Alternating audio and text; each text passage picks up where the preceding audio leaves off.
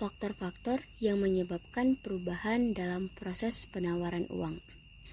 Sobat Moneter, selain ada pelaku dalam proses penawaran uang, ada juga faktor-faktor yang menyebabkan atau mendorong terjadinya perubahan dalam proses penawaran uang. Nah, Sobat Moneter, pada bagian ini kita akan bahas lebih dalam apa saja faktor-faktor tersebut.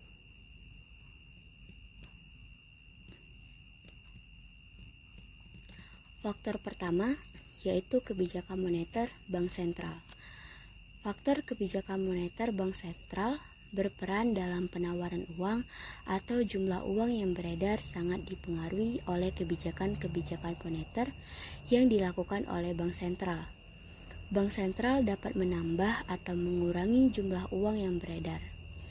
Kebijakan-kebijakan moneter yang dapat mempengaruhi perubahan penawaran uang yaitu kebijakan pasar terbuka, yaitu kebijakan yang dilakukan untuk pembelian ataupun penjualan surat berharga.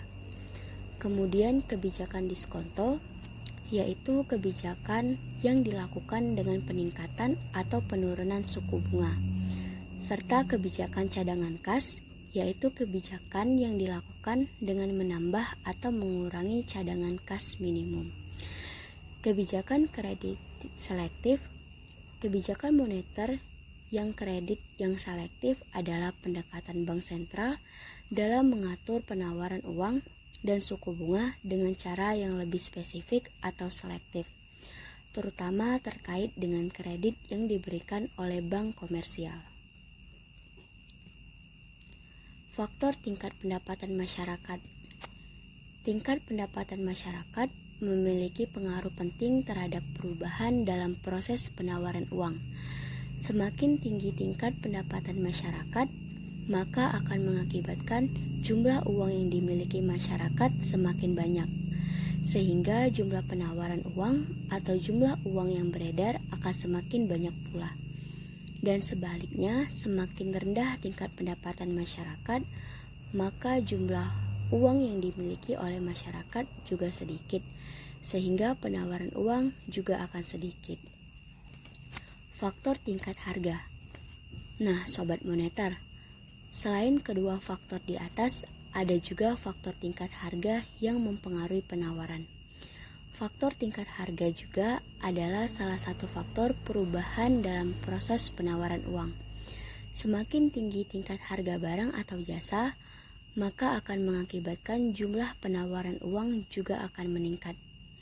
Dengan terjadinya kenaikan harga barang dan jasa, maka otomatis ketersediaan uang beredar harus ditingkatkan jumlahnya agar masyarakat mampu membayar kenaikan harga barang dan jasa tersebut. Faktor kebijakan anggaran yang dianut. Lalu faktor terakhir yang mempengaruhi penawaran uang yaitu kebijakan anggaran. Kebijakan yang dianut suatu negara dapat mempengaruhi penawaran uang. Contohnya, apabila suatu negara menjalankan kebijakan anggaran defisit, maka semakin besar belanja negara akan mengakibatkan semakin banyak jumlah uang yang beredar atau penawaran uang akan meningkat. Ini dikarenakan pemerintah melalui Bank Sentral berupaya untuk menyediakan jumlah uang yang lebih banyak agar dapat menutupi anggaran defisit, salah satunya dengan melakukan pencetakan uang baru.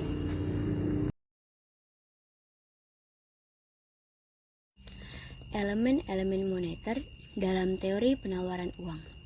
Base monetary, multiplier uang, rasio cadangan bank, currency dan deposit, RD, uang inti bukan pinjaman, dan diskon loan.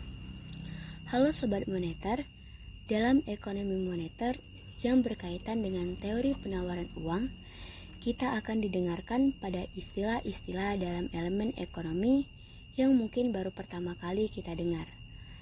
Istilah-istilah ekonomi tersebut merupakan suatu hal yang berperan penting dalam ekonomi. Untuk itu, mari kita bahas elemen-elemen dengan istilah ekonomi tersebut secara singkat.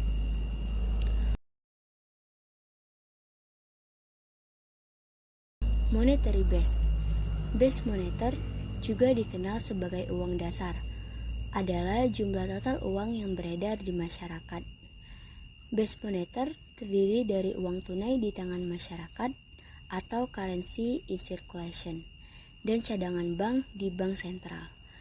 Dengan kata lain, base moneter mencakup uang yang beredar secara fisik dan uang yang dipegang oleh bank komersial di bank sentral.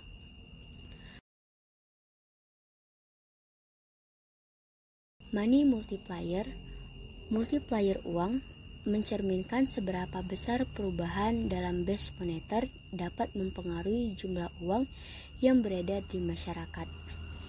Ini terkait dengan proses penciptaan uang oleh bank komersial melalui pemberian pinjaman. Setiap uang rupiah baru akan berlipat ganda ketika beredar dalam perekonomian melalui sistem perbankan fraksional. Besarnya pengali adalah 1 dibagi dengan rasio cadangan wajib. Untuk itu dirumuskan sebagai berikut. Pengganda uang sama dengan 1 dibagi dengan rasio persyaratan cadangan.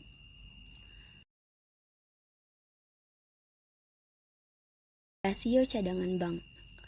Rasio cadangan wajib merupakan kebijakan bank sentral untuk menaikkan maupun menurunkan cadangan kas bank umum. Adapun mekanisme rasio cadangan bank yaitu jika bank sentral menaikkan cadangan kas akan mengurangi jumlah uang beredar dan berfungsi untuk mengatasi inflasi. Dan jika bank menurunkan cadangan kas, maka akan menambah jumlah uang beredar untuk mengatasi deflasi.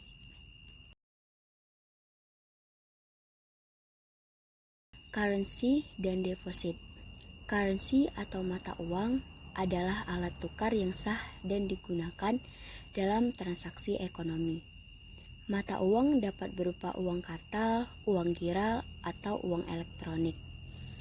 Deposit adalah simpanan dana yang disimpan di bank atau lembaga keuangan lainnya. Deposit dapat berupa deposito berjangka, deposito on call atau giro. Deposit berjangka adalah deposito yang memiliki jangka waktu tertentu, sedangkan deposito on call adalah deposito yang dapat dicairkan kapan saja.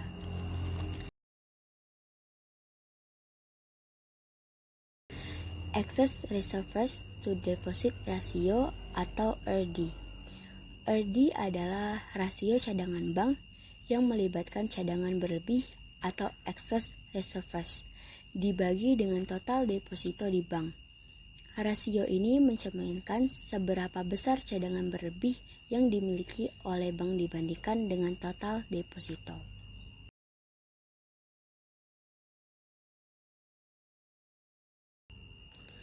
Uang inti bukan pinjaman. Sobat moneter, uang inti bukan pinjaman mengacu pada cadangan bank yang tidak diperoleh melalui pinjaman dari bank sentral. Cadangan ini merupakan sumber daya yang dapat digunakan oleh bank untuk memenuhi kewajiban cadangan. Adapun contoh uang inti bukan pinjaman seperti uang yang dikeluarkan oleh mesin ATM atau uang yang disimpan di giro. Diskon loan atau pinjaman diskon.